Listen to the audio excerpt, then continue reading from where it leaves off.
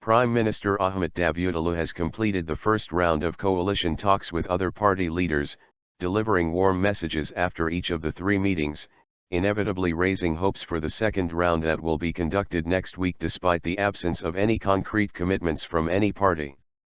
Justice and Development Party, AKP, leader Davutoğlu's visit to the headquarters of the People's Democratic Parties, HDP, on July 15 was the third and last stop of his tour of other parties in a quest to form a coalition government.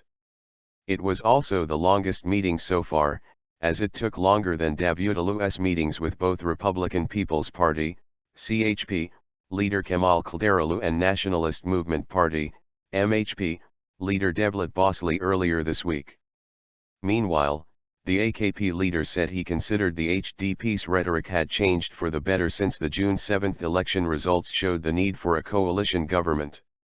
At today's meeting, too, their approach was as, "We are ready to discuss everything with the AK party."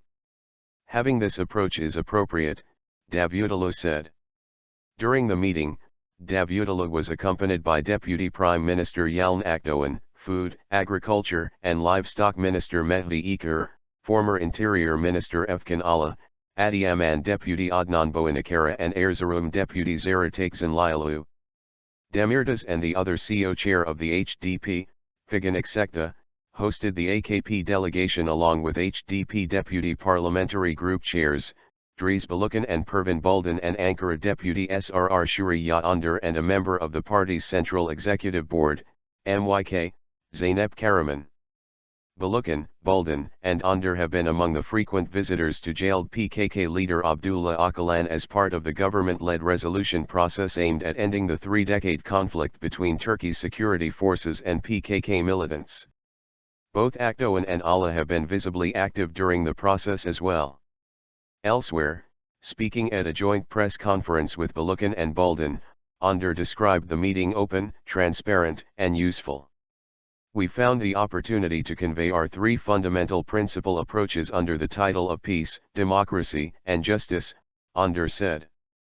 "We stated that we would assume a constructive opposition position vis-a-vis a formula of the AKP-CHP coalition should this coalition include these three titles," he said, adding that they also decided to keep in contact as the two parties.